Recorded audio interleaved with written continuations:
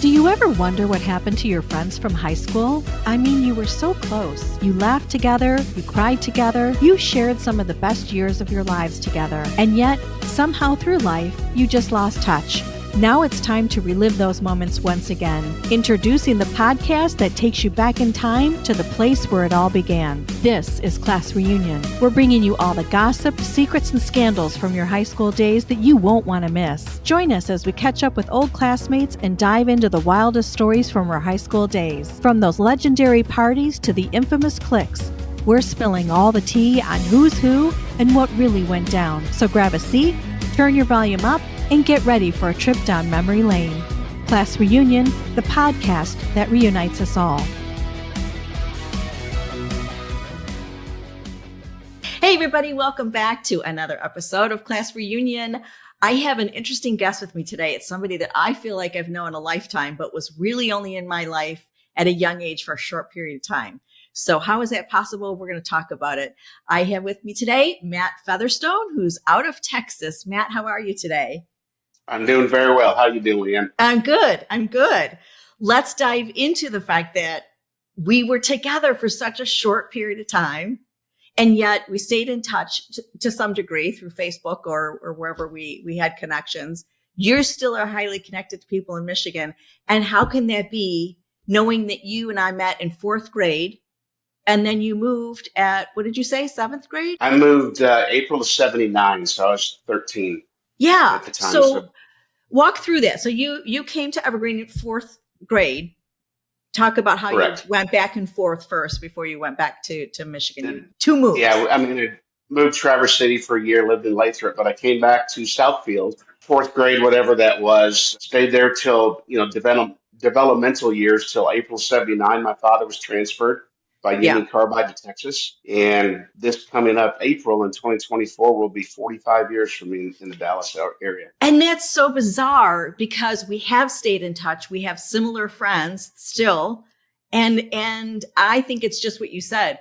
It was in those formative years where you had like outdoor recess and we had sixth grade camp, that I think you just remember those bonds with those people, regardless of how long you ended up staying with them. Like there's a lot of people that I knew from Evergreen that I didn't necessarily hang out with in high school. So it makes sense that we had such memories together growing up, if that makes sense. We moved in 79. And I think to your point about staying in touch, I live next door to Jen Dunn. Yep. And my mother was very good friends with Susan Bigelow's mother. Right, from Cranbrook Swim Club. And I ran into Jen Dunn in Colorado a couple of times at my mother's. So that kind of kept us in touch. Yes. And when I would travel to Michigan for business, I called Jen up and had a drink with her probably, it was 2014, 2015, something like that. Awesome. Well, who doesn't like to have a drink with Jen? So that's fun. Yeah, I know it. And, sorry to hear about her father's passing because we had a lot of fun with him at a Colorado game in Boulder, probably 15 years ago. Yeah. We were the people at the bar that annoys everybody else because we were laughing so hard and so loud, telling jokes. And I don't know if you remember Larry Dunn, but man, he was a piece of work. Yes. Yeah. And very amusing. So yeah. And you just lost your father too. So I'm sorry about that. I did back in August. Yeah. But, and I think that's probably what kept me in the know, if you will. And then certainly Facebook, connecting with people like you and Kirsten Johansson across the street. Right. And I'm Jimmy McKillop. I'm friends with George Asker on Facebook and a couple other people. So, it's kind of cool just to see. That's a cool testament to the connections you made, because I would imagine there's a part of you that says you're from Texas. Like when people say, what's your hometown? You've been there for so long. Where does Michigan even fit in? Because it was such a short stint. Yeah, but when I go to a southern Texas town or West Texas, even though I've been here, pushing 45 years, they ask me where I'm from. Okay. Because they know I do not have a true Texas accent. And if I go to Michigan or somewhere up north, they say, where are you from? You Texas or something like that? Oh, that's funny. They get it, but a true Texan will know that you're not from around here. Yeah, and you're soda in Texas, right? Not pop. No, everything is Coke. Oh, Coke. That's right. Yeah. Yeah, let's go grab a Coke. It's not let's go have a pop. Yeah. Well, and I'm You know, pop I'm at soda least down in Florida. Yeah. okay. Yeah, so it's like you want to go have a pop. It's like, oh, we're gonna go have a beer. Okay, cool. Right. You know, let's do that. But everything down here is Coke. So and then you differentiate. Okay, I want Diet Pepsi or I want Dr. Pepper, whatever the case may be. Love it. And we talked about Texas on the phone because I wanted to correlate like growing up. There's so much that we have in our neighborhood. I don't know if you saw last week, but we had the whole Cranbrook. I've done 2 neighborhood Cranbrook get-togethers or whatever, reunions. And, our stories are all the same because we know the streets. We know where we rode our bikes to go get candy and all of that. Cranbrook Swim Club played a big part in our childhood. But then what's it like in Texas? So did y'all still get on your bike and go get 25-cent candies, or what was your gig growing up in Texas? It had to be a little different. It was. I mean, when I lived in Spring River, mine was the Cracker Barrel at Southfield and Webster. Yes, for sure. Yeah, because it was just so easy. Yeah. And I could always stop there because I would ride to the Beverly Hills Racket Club. My mother worked there. Yes. So I would go play tennis all the time, and I'd go through the back roads and always stop at the Cracker Barrel. But down in Texas, when we moved here, there was a Kmart that was close to us. Okay. And I would always walk up there with, a couple of my new friends and always go looking around the fishing and all that stuff and just kill time. But there were never a lot of stores like a party shops or whatever they call them up there. Okay. But it was never really like that. We didn't have anything really close. We had gas stations. But when I moved to Texas, where I lived in the city of Richardson, we couldn't buy beer or wine or liquor in the city. Oh, it was dry. Yeah, it was dry. So we had to drive 7-8 miles to buy beer or wine, and then about 10 from my parents if they wanted liquor. So we didn't have all these party shops with all the candy and all that, those kind of things. Interesting. So we grew up in the creek right across from where I lived. We had this long creek called Prairie Creek, and we just go down there with BB guns and shoot stuff and raise hell. And for sure. So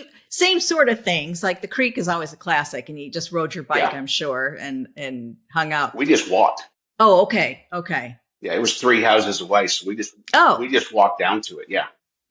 And how were your nerves? Because you're still young enough to meet new friends, but it had to have been a big change because you're also right in the cusp of, you said, 13 when you left? Yeah, as April 79, so I was 13. My son moved at the same age from Michigan to Florida. And I remember, that the first week was nerve-wracking, because you're changing yourself as a 13-year-old kid. And then now you're having to have the confidence to go meet new people. Did you have any nerves, or were you just like, I'm Matt Featherstone, I'm from Tiger Beat? We'll talk about that in a minute. Right. Thanks to Wittenberg for that one. Yeah. I'm sure I was nervous and I was scared, not knowing anybody. But the house that we bought, the family that was moving out, they had a daughter that was my age, Carrie. So when I went to the junior high, she took me around. And then there was another girl across the street that was my grade that we became good friends with. So I immediately knew 2 people pretty quick. And we lived in a hotel for 2 or 3 weeks before our house was ready.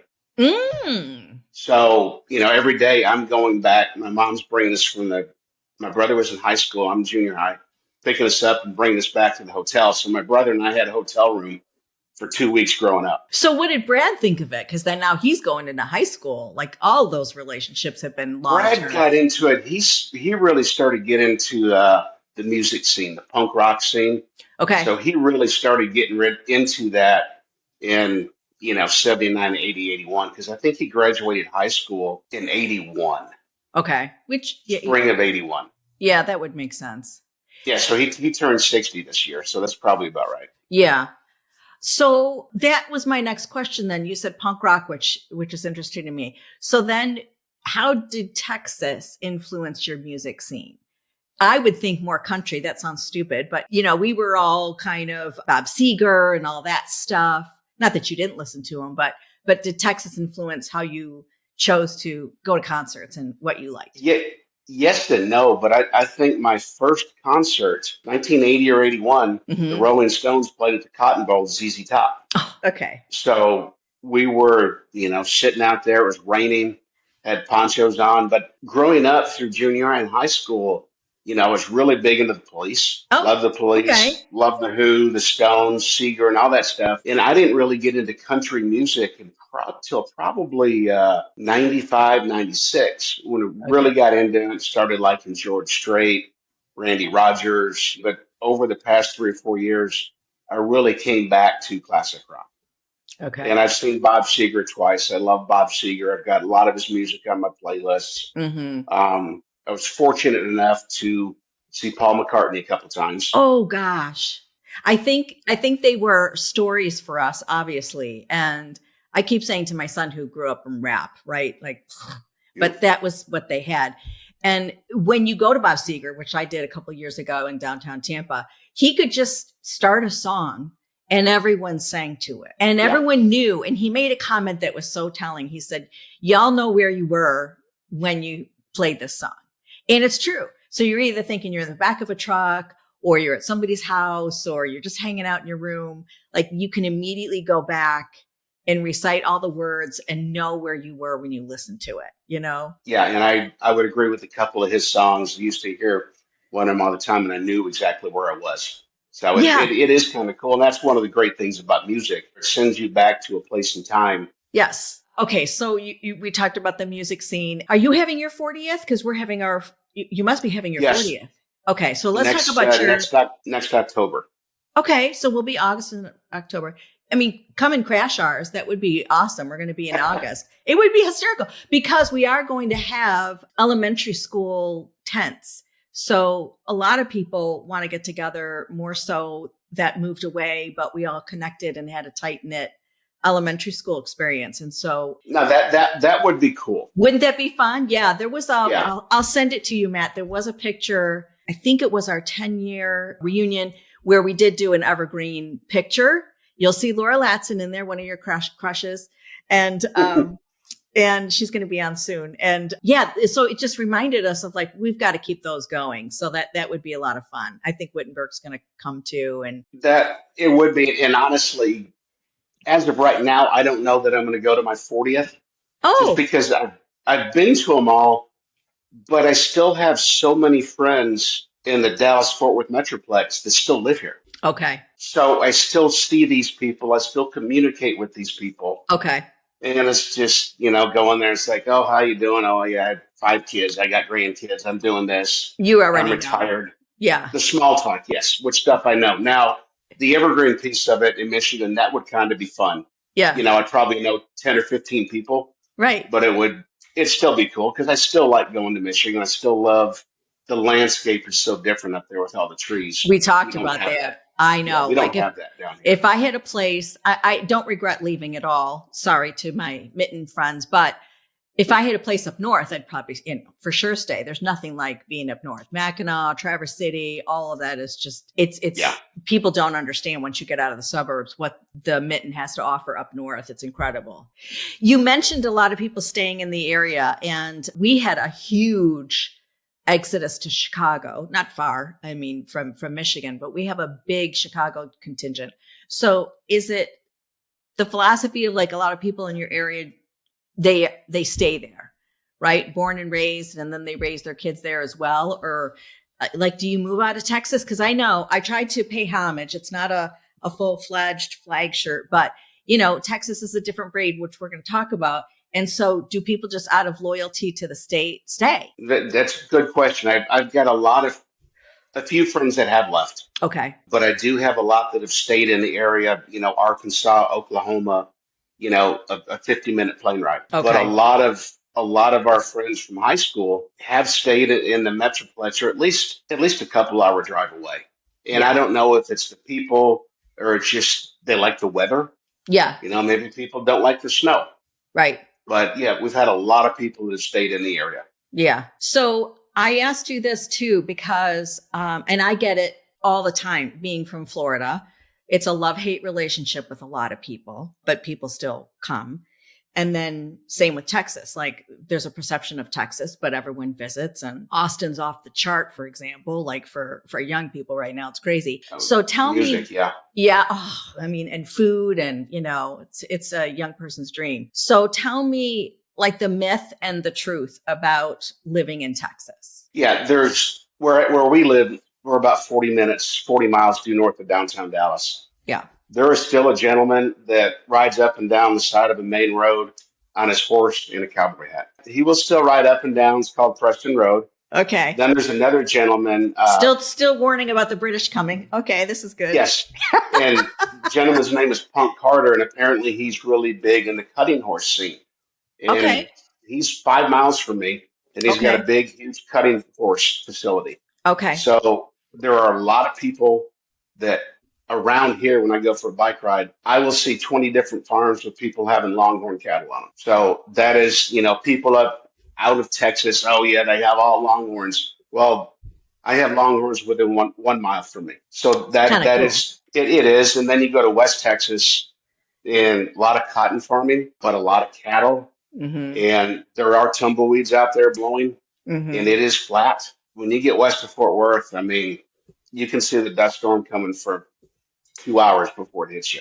But it's very diverse with the music. Fort Worth is still very country, if you will, very cowboyish. Billy Bob's Yeah. is still widely regarded as the place to go, the honky tonk, if you will. But we are very, very large cities. I mean, Dallas, Oh. Houston, Right. I mean, gigantic. And I learned something about Texas as a whole. You do not confuse Dallas with Fort Worth, with Houston, to No. those people that live in those areas. Like, do not say, is Houston close to Dallas? Or you cannot compare them at all. Those are 3 different people right No, there. well, it's actually 5.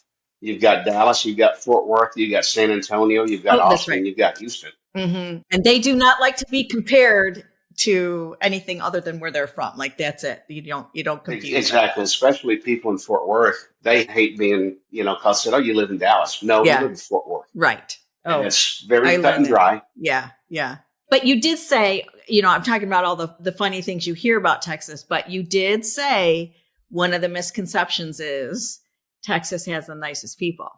Well, I think they do. They really have a lot of nice people. Mhm. And I did tell you that I assume that everybody's carrying a gun in their car. Correct. Yes. Because, yes, you can have concealed carry, you can have open carry, Mhm. you can have all that here, and I can drive to any state around me for about 2 or 3 states, and that's the same laws. Mhm. But people here, when you're driving down the road, because we live on some back roads going to the store, people just wave to you. Mhm. Mhm. And that is true. They Mhm. don't know you, but they will wave to you. So, Mhm. yes, we are very densely populated, if you will, but people are still very friendly and will go out of their way to help people, especially in these smaller towns, which is really, really cool. Not Mhm. knowing anybody, you get 4 people to stop to help somebody with a flat tire. Nice. Chicago, I would never get out of my car to do that. Yeah, I think that's where some places get a bad rap, because if you're not really living there full time, you can only go by the media, Exactly. Yeah. Hey, sorry for the interruption, but I need to say, attention all alumni. Are you ready to relive the glory days and reunite with your classmates? Look no further than myevent.com, the ultimate destination for planning unforgettable class reunions. With myevent.com, you're in control. Upload photos, upload event details, and connect with your classmates. Spread the word on social media and watch the excitement grow. myevent.com brings your past, present, and future together in one unforgettable event. Start planning your class reunion now. myevent.com. Your reunion, your way. All right, let's get back to the show. I want to go back to high school for a minute, because you talked about your school being profiled on 2020, I believe, or whatever. It was And- 2020, yeah. Yeah. And so what was your first car? Because the profiling story was about this elite high school in Texas where everybody had fancy cars, and it was just in a wealthy area of the school district, which Matt happened to be a part of. So I never asked you on the phone, then what was your first car? The show that was talking about it profiled it, and it went through the parking lot, and it had all these brand new Chevy, Ford trucks, Yes. brand new 3 Series BMWs, Mhm. Camaros. And I told you my friend had brand new Mazda RX-7, which was, Big in the 80s. Trans for Am. sure. Yeah, Mhm. big in the 80s. Mhm. So my first car was a BMW, but Matt it was Featherstone. but it was a 10-year-old BMW that Okay. just cost a lot of money in repairs. Oh, I It know, was not right? brand new. I Mm-hmm. mean, back in the day, it was a $4,000 car, Okay. which still a Yeah. lot of money, but it Right. was not brand new any means. And that thing spent more time in the shop than it did on the road. Yeah. And the oil changes must So, have been like astronomical. yeah. So, but yeah, it was a BMW, but trust me, That's it cool was though. not the nicest. And then thankfully, when I was in college, my grandfather helped me buy a brand new 1986 Mazda B2000 pickup. Oh, nice. So, which was wonderful. It was just a regular cab, 5 speed, but I could go back and forth to college and I could haul stuff in the bed. And then I could come back and landscape during spring break or something like that. I had a truck, I could make money. Oh, that's So, nice. That's what I was going to yeah. ask you. What was your first job? Did you work in high school or was it all sports or? Yes, no, I worked. I think my first job was working for my neighbors at their local nursery, Oh, Garrison Gardens, and that's what got me into horticulture and up to Texas Tech. But there was one year that I was a waiter at a Holiday Inn right across from a neighborhood. okay. Worst case, I could walk there, Mm-hmm. but it was probably a half mile. So I did a waitering job for about a year and it made good money. I It's a worked tough Saturday and Sunday job. mornings. Yeah, Yeah. so I mean, I made good tips, so I always had cash in my pocket, which was good. And then one time during college, summer and Christmas, I worked at a BMW dealership in the make ready. Oh, So I was cleaning all the cars that came over from Germany, mm-hmm. cleaning them all up for all the, back then the rich people that could buy the BMWs. But the nursery business is where I spent most of my time. Which is interesting. So you talk about Texas Tech and you've mentioned horticulture. I'm trying to say this correctly, but then you ended up having a career outside of that for cable and Yeah. fiber optics and stuff. So how did Yeah, how I did worked. that switch? Well, it's like the old adage, it's not what you know, it's who you know. Yeah. I got out of college and was doing, a couple of odd things. And a girl I was dating knew somebody and I got a job as a contractor in that business. Mm-hmm. And then from there, I went to the manufacturing side. And that's what got me into the wire and cable business. Yeah. And you've been in sales management or are you a director level Yeah. or whatever, big kahuna for years. Yeah. That's awesome. And I was in software sales for a long time. And we talked about this too, but I don't know if you're going to agree with this, but I was on the plane every week as well. I went to, to Pittsburgh and Detroit and all over the place because it was a financial services position and wined and dined, VPs of a bank and stuff. And when COVID hit and we still were working from home, not to talk about like how fun it was when you entertained, because we talked about that being on the road. It's fun. Never ate and drank so well in my life. But I'm thinking about the cost of a sale and why do we do that? When the reality is we still sold and maintained business during COVID without the 500 a person plate. Like we didn't have to go out and spend all that money because the cost of the deal, your T&E, a lot of times barely made it for what the size of the deal was. Like it had to be millions and millions of dollars worth, all of the T&E that you did to entertain to get that deal. I'm talking salaries, travel, dinners, and yet we still did it without COVID. So like, I don't know. I had a hard time reconciling going back to that scene because then it just seemed so gross after that. Like, is it really necessary? Am I alone in this? Am I being too like? Well, no, I told you I grew up in that. I mean, I was on 60, 70 or so planes every year. Yeah. I was playing golf twice a week. Right. I was entertaining, lunch, all that. But but me doing that for the previous 20 years and you doing that, when COVID hit, everything that you did made you succeed when COVID hit because what you did is you built those relationships. Correct. So you didn't need to spend the money, but it's all the time and everything you spent with those people. They're like, hey, I know Leanne, I know Matt, Right. I know Jim, I know Susan. That's what you get by building those relationships over the years. That's a great point. That's a great point. And I think that's what did it for me because I had switched roles before COVID. But even when things got bad, you said you moved down to Florida back in 8 or 9. Correct. Something like that. Yep. So 2000 to 2015, of entertaining people, playing golf with them, beating Vegas, beating Houston, Oklahoma City, Chicago. You're building those relationships, and that's what gets you through the lean times. You're right. And let's be honest, the business we lost is because somebody knew someone higher that we didn't. I mean, that's a fact. I mean, Yeah, and it is. And that's because, we could lose a big project, but my competitor, his brother-in-law was the VP of the consulting firm that was speccing all the material in. You can't compete with that. And we lost a customer one time. We have marriages within our business, if you will, and we switched partners. Well, my old rep firm owned property with a guy at Verizon, and he used to buy a lot of fiber trunks from us. They cut up the cable, put connectors on to do all that. And my boss is saying, why can't you get in there and get that business back? It's like, because I don't own property with the guy. My counterpart does that now, and that's who he's right into business with. Yeah. And sometimes you can't compete with those things. Yeah. No, you're bringing up some really valid points. I think I just was sad. So I told you I worked at Salesforce, and not during all the recent layoffs, but I watched so many of my friends get laid off from Salesforce. And I'm thinking to myself, okay, but it's kind of that you spent a lot of money paying for all this travel and expenses. Now we haven't had it for years. How did we not save money? I think that's where my mind was. Like, how do we still have all these layoffs if we're still doing business? We're not whining, dining, traveling every week. I know it's real estate too. Nobody's in the office, but it just blows my mind how many people were laid off at Salesforce when you're saving money, if that makes sense.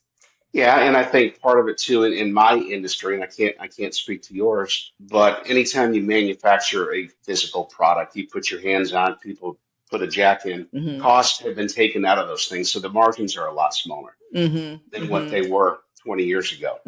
I mean, the expenses my company used to do back then, it's like now you have to get approval from 20 different people if you want to spend $2,000. Right? I know. My gosh, that's so true. That's so true. But we could probably talk about that a lot. So, and thankfully, and you probably are too, we're winding down. We're in the twilight years of our careers, if you will. Yeah. Starting to plan towards retirement. Right. Where do you want to move to? What do you want to do when you retire type of things? And we talked, and I've got probably 4 years left. So let's talk about that, because there's something that's very interesting about how you managed your life, and you're with Debbie Pratt, correct? Correct. Okay. But you never married. No. And I find that interesting. If you want to share your philosophy or you don't, it's okay. But in the world of pressure, right? We had it. We had it more than I think our generation. My son's living with his girlfriend, and I'm constantly asked, are they going to get married? And nowadays it just doesn't matter. It's not, I don't care if they have a big wedding, small wedding, marry, don't matter. I love them both, Yeah. I'm not that parent that's like, we have to book the country club to, get this wedding. But how did you navigate that? And was it a conscious choice? I don't know that it was conscious, but I was in a lot of weddings. A lot of my good friends all got married, and unfortunately, a lot of them got divorced too. Yeah. I had a serious girlfriend I dated at mid to late 90s. I thought we were going to get married, and it turned out she dumped me. And it's, it happens. People get dumped all the time.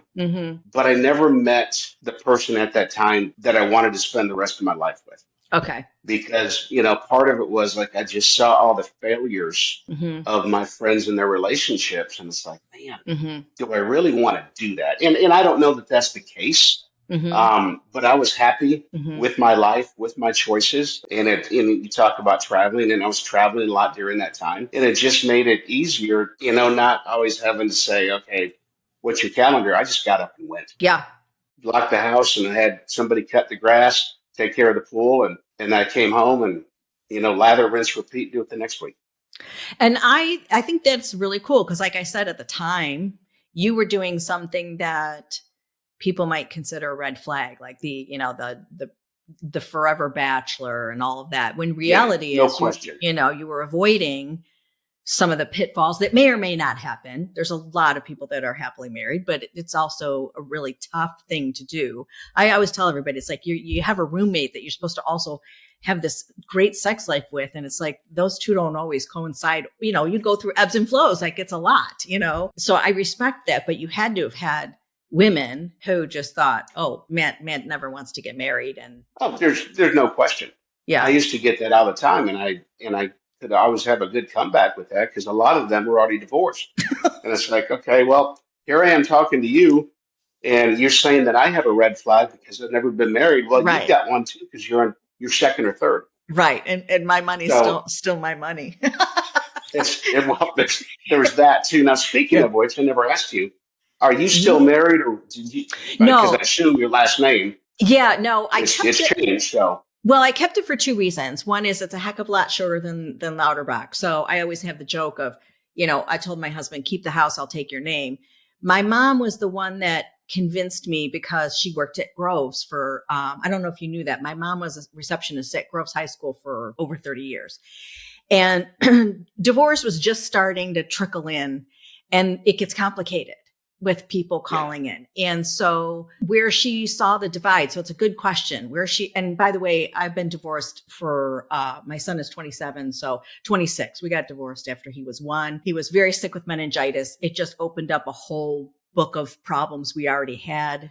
So, yeah, it was unfortunate it happened so early, but I've been single for a long time. She said, when the moms go back to their maiden name and they're the biological mom for the purpose of the story, but then, someone else calls in Mrs. Featherstone, they're going to give as much information to that person that carries the last name out of just thinking they're together.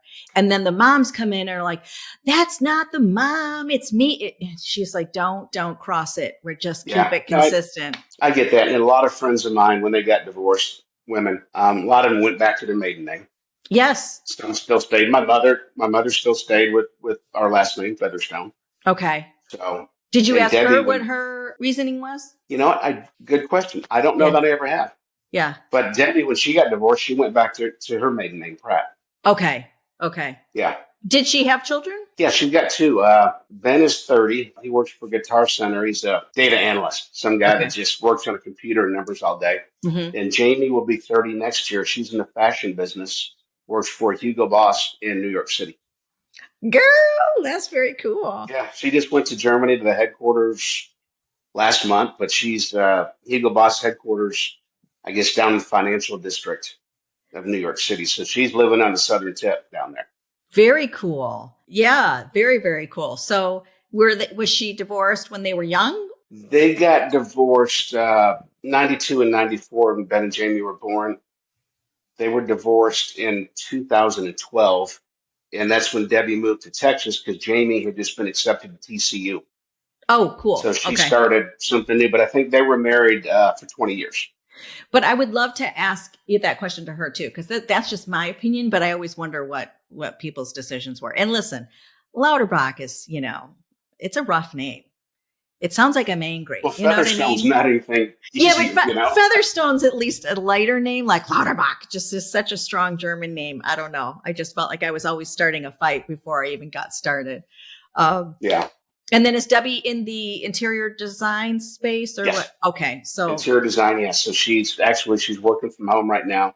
She okay. has an install with one of her. I mean, she's got clients that just keep giving her money and money. So Mm-hmm, they've mm-hmm. got an install that she's going to supervise today in a really nice gated community, 20 minutes from here. And actually, a couple of Dallas Cowboys live there. Oh, very cool. Very cool. I get Yeah. to hear all those stories. I have a friend here, works for Clive Daniel. It's a furniture store in Naples. So some of these Naples homes, that she goes to. Yeah. A Whoo. lot of money. Right. But that's very, very cool. So you're going to, think about the retirement plan, stay where you are, correct? Probably, right?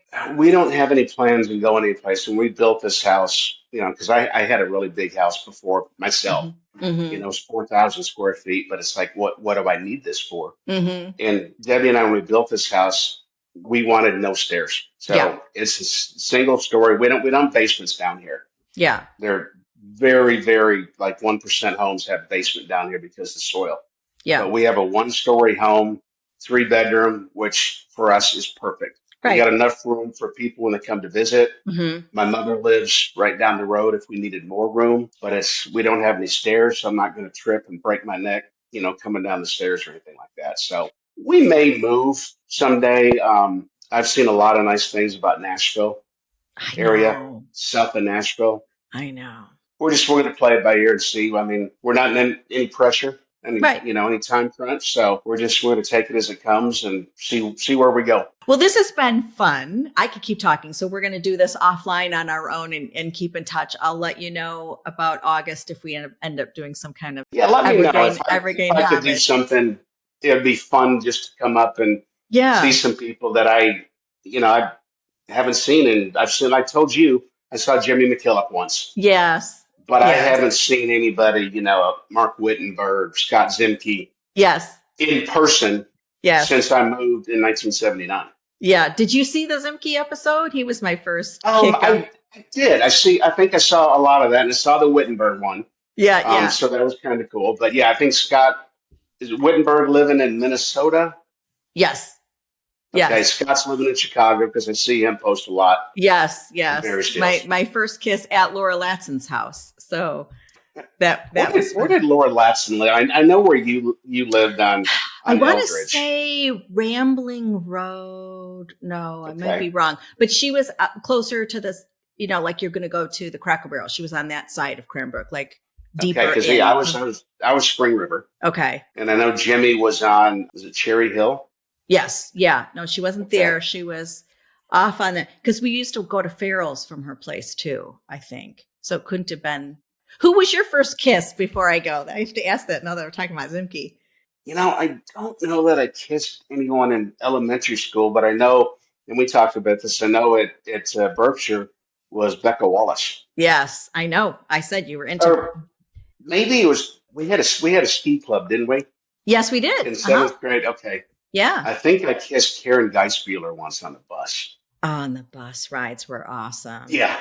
Dark. Yeah, those yeah. Exactly. So you thought you were getting away with murder. Yeah. That's hilarious. I think it's fun because I love the fact that I still talk to Scott. Like, that's amazing after all these. Yeah, no, it's great that you have friends, and like you, with Nancy Royal, still very fortunate that I have a lot of friends from 1979. Mm-hmm. Going on 45 years of friendship with people, and some longer. But still have a lot of good friends from junior high and high school. And I will leave you with this. Matt was our heartthrob because he had that perfectly coiffed, feathered hair. And so he was our Tiger Beat kid back in the day because he was so, I know you're turning red as I'm telling you this, but I'm telling you, it was so cute. And what was it, Sean Cassidy, or you had like that perfect hair and you were the epitome of that era, like for sure. I think that's what you told me. That's what Wittenberg said. Yes. But once he said it, I was like, oh my God, that is so true. Yeah. And I cracked up hearing that. I was like, holy crap. Yeah. I'm going to have to put up a couple of pictures. Yes, I did. I mean, you look at the pictures from 4th and 5th grade. Yeah. I just had thick hair, part down the middle, feathered. Oh, with Featherstone. Oh yeah. Carrying the big comb and you're carrying the big comb. Oh my gosh. Handsome devil. And you still look fantastic. Yeah. So thank you. I thank you so much for your time. It's been so cool to connect again. And like I said to you, it was like no time had passed. It's so strange. Yes. So strange. Yeah. Yeah. But in a beautiful way. I think so. Yeah. Well, good. Lane, great talking to you. And you too. Please keep me up to date with that reunion type deal. I will. And go Longhorns. Welcome. Guns up, Texas Tech. Thanks, Matt. All right, friends, that's it for this episode of Class Reunion Podcast. Thank you so much for listening, and if you enjoyed this episode, please subscribe to the show, write us a review, and share this podcast with a friend. Until next time.